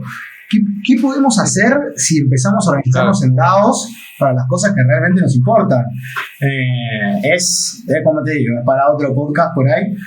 Bueno, eso conjuga con lo que dijimos al principio de lo del artista. O sea, puede ser un DAO que es para otro podcast, pero que es como, ok, vamos a levantar eso, $500,000, para lanzar ese artista que sabemos que tiene mucho talento o que nos gusta o lo que sea, o que es un tipo de música, o cierto, para apoyar, o incluso para, imagínate, levantar un grupo de artistas de la música tradicional colombiana, la cumbia. Entonces levantamos $500,000 y vamos a proyectar a estos artistas en emisoras, en producción, en videos y todo eso, pero es un DAO. Entonces, posteriormente, las regalías se toman y se redistribuyen y el artista recibe tanto porcentaje y yo recibo tanto porcentaje o los propietarios. Sí. Y eso ya está en la blockchain, o sea, es inalterable, ¿cierto? Sí, y pasa a ser como el NFT, pasa a ser como un poco un stock, digamos, una acción, digamos. Justo en estos días le estaba diciendo a mi esposa y le estaba diciendo eso, exactamente. Me recuerda cuando empezaron los Kickstart y todo eso, o la inversión, digamos, Ángel, que era tipo, sí, es especulación, claro, puedes meterte en un proyecto que te gusta y se va a cero. Claro, pero ¿dónde no hay riesgo? O sea, métete, por ejemplo, a la empresa de tu hermano y le das $1,000 que te des de ahorros para que arranque, se puede ir a cero, así como puede hacer una mega empresa. Sí. Es como en esta etapa temprana siempre va a estar ese riesgo, ya depende de vos si le quieres invertir o no. Exactamente. O sea, creo que lo que tiene un poco el mundo de blockchain, el mundo de DeFi y demás, realmente pone en evidencia de que uno es responsable de las acciones que toma y uno termina siendo responsable de qué es lo que hace o deja de hacer. Y esa responsabilidad se traduce directamente en el impacto sobre tus fondos. Entonces, no hay manera. Esa es la responsabilidad máxima, claro. Sí, es tremendo. Te quería también preguntar que creo que ya lo respondimos, pero no sé si quieres agregar algo más. De esas personas que están entrando, o sea, que quieren empezar a invertir, ¿quién debería invertir o las personas que están tipo con la duda, ¿vos quién crees que debería invertir tanto en cripto como en NFTs? ¿Y quién no? ¿Quién sí, quién no? Y es una muy buena pregunta. En NFTs creo que si no tenés una noción acabada de cripto, blockchain en general, cómo usar una wallet, etcétera, cómo manejar tu seed phrase y todo eso, creo que definitivamente no te metas todavía. No digo que no es que no tenés prohibida la entrada, no. Claro, sí. No es una prohibición, es una recomendación. O sea, desde tu perspectiva. Y después, quizás, si tuviese que pensar, hay un tipo de persona, a mí me cuesta por ahí meterlos en cajitas, pero cualquier persona que actúe desde impulsividad es una persona que no debería invertir. Cualquier persona, digamos, que tiene una conducta de actuar impulsivamente muy cotidiana, inteligencia emocional baja tampoco. Y sí, me quedaría por ahí con la impulsividad y la falta de paciencia, que están muy relacionadas. Una persona que no puede esperar, o sea, es muy loco porque esto en cripto pasa todo el tiempo. Hay gente que no hizo el por dos en una semana y está mal, y es como andar a buscar un por dos en cualquier lado, no existe. Entonces, yo he visto proyectos de Discord, perdón, que me meto en NFTs y tipo, no sé, salió a un ETH y está en 2, en, no sé, 30 días. Y es como que no, esto es una estafa, y es como, a ver, te dice 100% de rentabilidad en eso, vende y o sea, ¿cómo es esto que no te está dando rentabilidad? O sea, no, el desespero. O por ahí esperan obtener una rentabilidad irrisoria cuando ni siquiera pasando el Lambo. Si el proyecto no se concretó. Entonces, definitivamente, si no puedes ser paciente, no la vas a pasar bien. Si sos muy impulsivo, no la vas a pasar bien porque te vas a ir yendo de pérdida en pérdida, buscando ese por mil que nunca llega y que por ahí llega cuando estás durmiendo. Entonces, sorry. Pues ya lo dice Warren Buffett, que el mercado es un instrumento que sirve para mover el dinero de los bolsillos de la gente con poca paciencia a la gente con mucha paciencia. Y de hecho, yo hablando con conocidos, los que veo más sólidos en cuanto a su inversión en NFTs o a cripto, ni siquiera están mirando el precio en el día a día. O sea, me dicen, no, yo invertí para 10 años. O sea, tipo, yo invertí X cantidad. Si sube o baja, ni me enteraré. O sea, no es que lo esté siguiendo. Entonces, ahí denota como un tema de, lo que se llama al principio, no necesitas esa plata para pagar el semestre de la universidad dentro de 3 meses. Sí, o las vacaciones de tus sueños. O sea, hay algunos que de repente vienen ahorrando para irse a la playa paradisíaca y dicen, y las meten ahí. Si pongo ahora en Bitcoin, meto un por dos y me puedo sacar un mejor hotel. Y se imaginan en el hotel, viste, que le meten la uva en la boca. Y después por ahí, nada, sale China a decir algo, que siempre tiene algo para decir. Y te comes una capitulación para abajo, horrible, y te cagaste las vacaciones. Y la verdad que no, o sea, yo idealmente trato de poner todo lo que ponga, sé que va a estar, o trato de, porque también a veces peco, no voy a mentir, trato de que se quede quieto mínimo 3 a 5 años, mínimo. Claro. Idealmente me gustaría decirte 10, pero la verdad es que ya todo se mueve tan rápido que no sé. Claro. No, y depende, porque si yo meto hoy $1,000 y en 2 años y medio son, 200,000, a ver, seguramente no voy a cumplir el plan a 10 años porque con eso ya es suficiente. O de pronto sí, van a ser mucho más o mucho menos. Una pregunta, porque esta me surgió justo ahora. ¿Vos habías invertido antes en cualquier otro tipo de activo? O sea, digamos, tenías, digamos, ya un background de inversionista. No. Que vos empezaste directamente con cripto. Empecé con las dos un poco al mismo tiempo. Empecé primero con acciones. Soy psicólogo, ahí tiene el título. Trabajo en un mundo empresarial hace 5 años más o menos. Pero fue todo 100% autodidacta y un poco por necesidad, porque de repente me vi con la oportunidad de hacerme de dólares, de prestar servicios al exterior, y me encontré con la realidad de que no podía traérmelo a mi país. En ese momento claro, ni siquiera había pasado los $10,000, estaba bastante más abajo. Entonces, ese fue como mi primera entrada. Después fue como un poco ir respondiendo a algunas preguntas de ¿por qué soy cada vez más pobre si en los trabajos cada vez me pagan más? Después fue como, bueno, ¿cómo manejan sus activos las personas que no se vuelven consecutivamente más pobres? Entonces fue como hacerme muchas preguntas y empezar a encontrarme con una realidad en la que a mí yo termino haciendo un acuerdo con un trabajo, entonces de repente tenía un capital que nunca había logrado obtener de ninguna manera y fue como, bueno, ¿qué hago? ¿Viste? Y acá en Argentina la cultura es ir a comprar dólares y meterlos abajo de la cama. Siendo argentino, conozco mucho la inflación y sé también que el dólar puede tener inflación, de hecho la tiene. Entonces fue como, bueno, tengo que empezar a buscar opciones. Y en ese momento Tesla estaba muy barata. Yo la venía siguiendo desde que estaba a 30 y pico. Se fue a 200 y dije, yo quería comprar cuando estaba a 30, que estoy haciendo. Y automáticamente metí todo ese dinero de ese acuerdo, lo metí todo en Tesla. Y bueno, ahora esta historia. Wow. Qué buena decisión. Me imagino que ya tenés un Tesla al menos con esa inversión. Tenía una acción de Tesla yo, ese era mi sueño. Era muy fanático de Elon Musk, hoy por ahí yo no tanto, pero era muy fanático en ese momento y yo quería tener una acción de Tesla, pues sabía que el chabón iba a romper y la rompió. Me hubiese gustado quedármelas más tiempo. Rápidamente empecé a hacer pecudeces. Pero lo que dijiste, aprendizaje. La perdí, obviamente no toda, pero perdí una parte de esas ganancias. Pero bueno, así se aprende acá, esa es la realidad. Digo, si no estás dispuesto un día a comerte una trompada en la cara, nada. Sabes que me encanta que me cuentes eso y nos cuentes eso, porque algo con lo que yo sí estoy en contra y no estoy de acuerdo es cuando alguien te vende la panacea. Tipo, no, yo me metí en cripto y esto es la perfección. O sea, fíjate que vos aquí, que eso es un, o sea, incentivas a la gente que se mete en cripto y conoces la tecnología y sabes que es disruptiva y que es revolucionaria y que sos en pro de la tecnología. Me están diciendo, ahí me comí y perdí la plata. O sea, ahí me metí en eso y me robaron, y me metí en lo otro y me estafaron. Y es como que esa también, cierto grado de humildad de decir, a ver, está buena la tecnología, no es que esto sea, que te metiste hoy y vas a ser millonario mañana, que sí lo vemos, yo ciertos canales de YouTube, que es tipo, métete acá y vas a ser mega millonario y eso no tiene lado malo, y el que te diga que no es porque no conoce del futuro y no tiene la mentalidad, la famosa mentalidad de tiburón. Entonces me encanta eso porque ahí creo que eso que dice al final es lo que yo escribiría o le diría a una persona si es, como la clasificaría o le recomendaría si debería invertir o no. ¿Estás dispuesto a comerte una trompada en la cara? Creo que es una buena definición. Y si estás dispuesto... Y esperar, porque tenés que holdear después de la trompada en la cara. Claro, y la paciencia. Pero si no estás dispuesto, no te metas. O sea, no. Métete los ahorros en el SP500 o en un CDT que te da 2% al año, porque así estuviste toda tu vida. O sea, tranquilo, ¿cierto? No hay necesidad.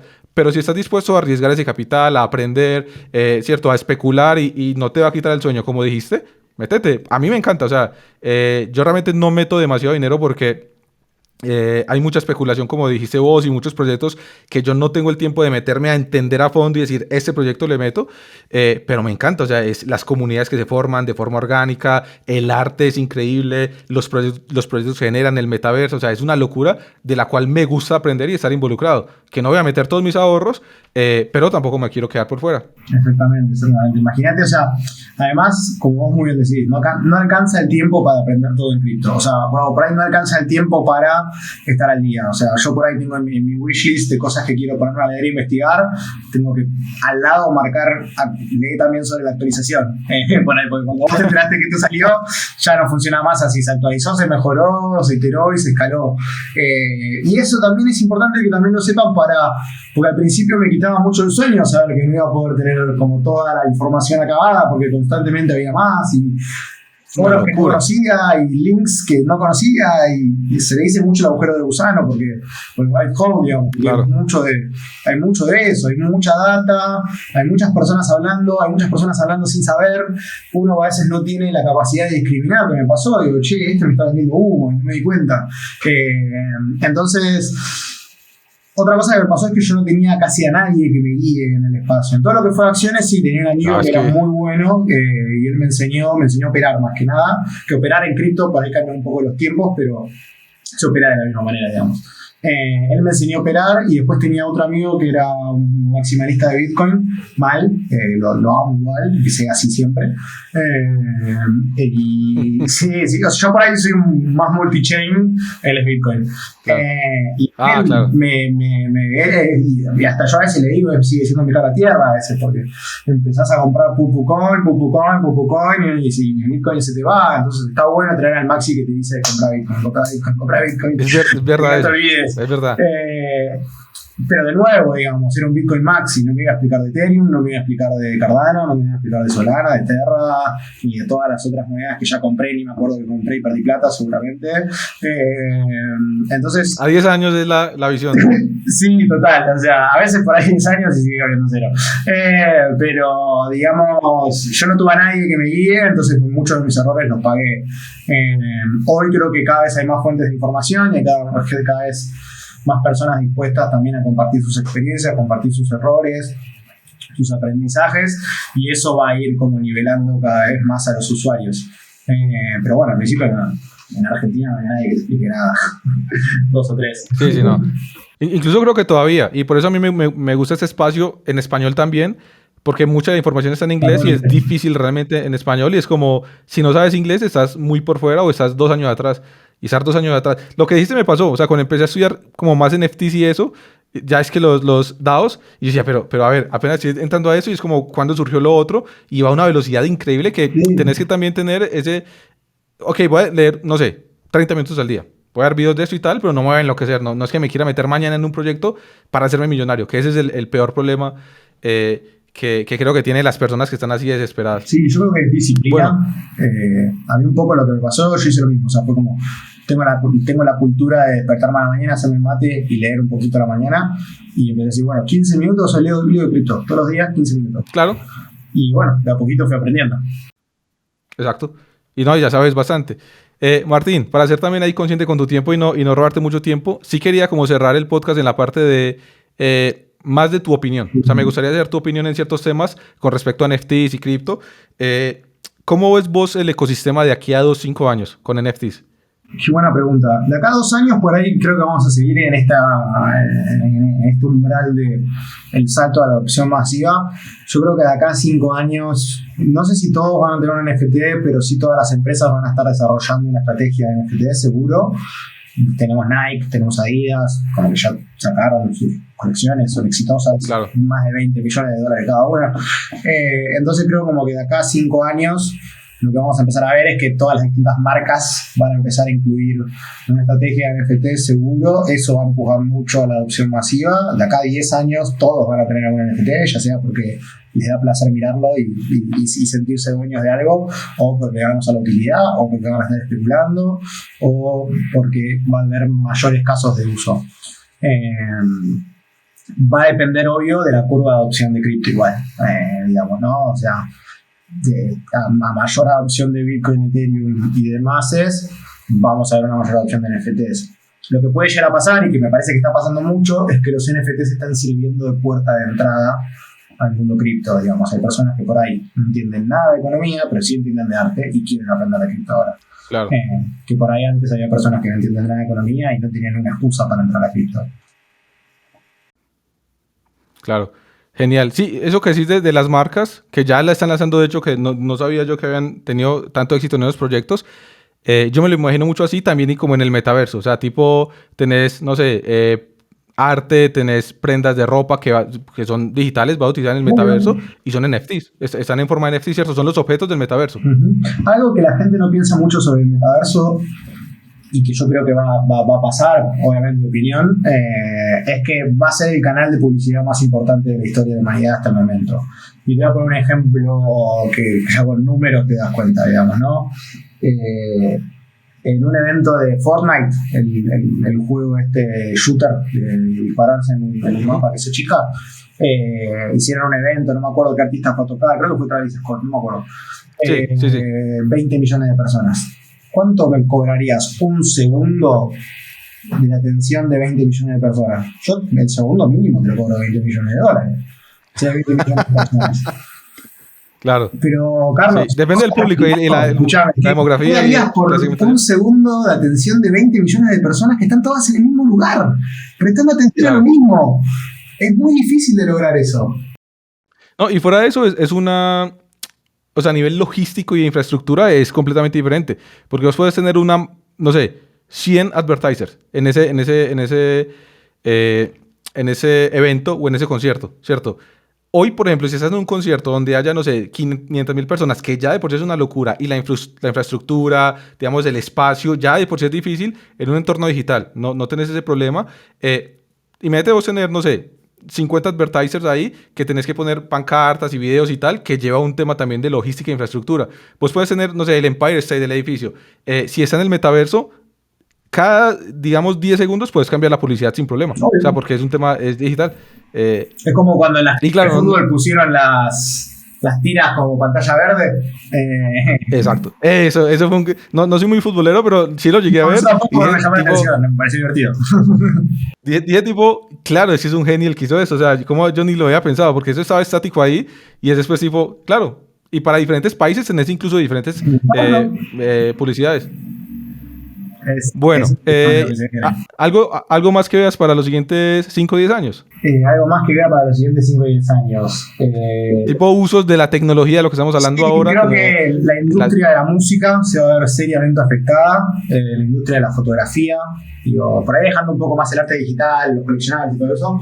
Digo, ya además la industria como la conocemos hoy, digamos, yo creo que la música va a ser una de las que primero se afecte. Pensar que yo puedo hacer un NFT de cada pista de un track, o sea, el beat es un NFT, los vocals son un NFT y la guitarrita, el riff es otro NFT. ¿Qué pasa si yo agarro ese track y pongo en otro, esa pista y lo pongo en otro track y empiezo a cobrar regalías de ambos tracks?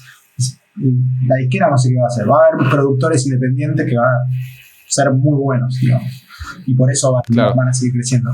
El real estate es algo que ya es una realidad. Acá en Argentina creo que ya se vendió la primera propiedad en Bitcoin y ya se está empezando a discutir cómo hacer el tema de toda la parte más del título de propiedad, de tener un NFT. Entonces, el documento que es el título de propiedad yo lo tengo en mi wallet y si te lo mando a la tuya, en la casa tuya, porque está en tu wallet. Eso ahorra a nivel, por ahí hay mucha gente que no sabe y dice, che, bueno, persona es nada, pero ahorra muchísimos gastos a nivel logístico, administrativo, escribanos, pruebas de verificación de que el documento es verdad. Es como, hay realmente toda una maquinaria burocrática que desaparece. Así como casi por arte de magia, digamos. Entonces real estate va a ser una opción.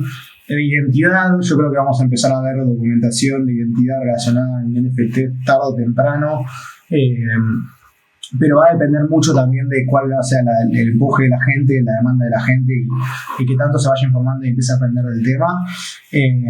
Y después, o sea, en donde se te ocurre que vos necesites, explota la cabeza. O sea, donde se te ocurre que vos necesites demostrar tu exportación, qué sé yo, mira, hasta para registrarle el arma a las personas, la gente que tiene portación de armas la puede registrar con un NFT. La gente lo que veníamos hablando, el mundo de retail, de supply chain, o sea, toda la cadena, por ejemplo, verificar la cadena de frío de un medicamento o de un lácteo o de lo que sea, se va a poder hacer con NFT porque automáticamente toda la metadata del proceso se alimenta en el NFT y vos tenés la portabilidad y sabés todo lo que pasó. Entonces, hoy, si bien las luces el foco está puesto en esto, en la especulación del mercado del arte, hay mucha gente que quizás si no toma un poco de perspectiva, no va a ver todos los otros usos que puede tener la tecnología, incluso de los lugares donde ya esas personas pueden salir a invertir o pueden salir a emprender, a desarrollar productos y demás. Hay algo que también que por ahí es para otro podcast, pero es lo que es el salto a Web3, digamos. Web 1 es Internet, digamos, ¿no? Como en su estado más rudimentario. ¿Querés encontrar algo? Por la página, pues ya no está. Web 2 es, bueno, ya se indexa la información, hay redes sociales, hay monetización, es como ya hay más cosas pasando. Web 3 es como todo lo que ya tenemos descentralizado, digamos, ¿no? Entonces ya no dependemos por ahí de una sola página que va a tener toda nuestra información y se la va a vender a otras personas sin nosotros querer algo a cambio, como puede ser el caso del duopoly de Facebook y Google, por ejemplo. Entonces se va a empezar a ver como hay muchos paradigmas que se van a empezar a romper un poco, y con esto me parece que es una buena idea para cerrar, es que cada vez que un paradigma se lo pone en evidencia o se lo pone en jaque o trastabilla un poco o de repente tiene competencia, es muy probable que la cantidad de odio, insultos, hate, cosas completamente irracionables vayan ahí, porque simplemente estás moviendo el status quo, estás cambiando el estado de las cosas de reposo, digamos. Eso genera mucha ansiedad en cualquiera. Entonces es natural. O sea, yo el otro día dije, che, miren, les voy a explicar por qué me compré este NFT a $1,000. La cantidad de gente que salió a putearme que no me conoce porque sí, fue increíble, ¿entendés? Y yo al principio obvio uno le pega, pero pues trata de tomárselo con humor y entender de que esa es una reacción 100% desde el desconocimiento y que es un poco esa fase anterior a la adopción masiva. Claro, genial, excelente. Bueno, Martín, la última pregunta que me gusta hacerle a todos los invitados es ¿qué propósito tenés de aquí a 6 meses, un año, sea a nivel personal, profesional, que quieras compartir? Me gusta porque seguramente de aquí a 6 meses te escribo y te digo, bueno, ¿cómo vas con aquello que me comentaste? Entonces, algo que quieras compartir, puede ser personal, de trabajo. De acá a 6 meses me gustaría como poder estar participando en muchos más espacios como este. Creo que es algo que me empezó a pasar ahora de a poquito, porque quizás a veces me es fácil explicar quizás cosas complejas de manera simple, entonces se me está empezando a dar el lugar en algunos lugares.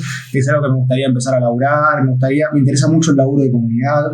¿Cómo es que se crea una comunidad? ¿Cómo es que se la mantiene? ¿Cómo es que una comunidad gana las características que gana?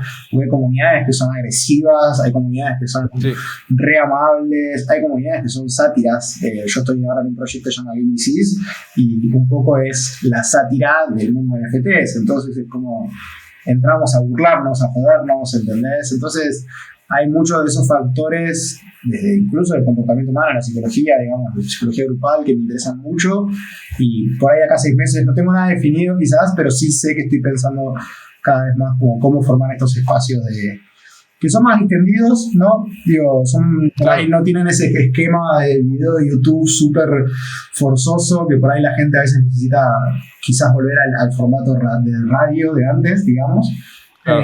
Son más orgánicos, más tranquilos, más... Algo que dejas de fondo, digamos, ¿no? Entonces, quizás acá 6 meses me gustaría poder decirte, sí, mira, estuve en todos estos espacios y ayudé a toda esta gente.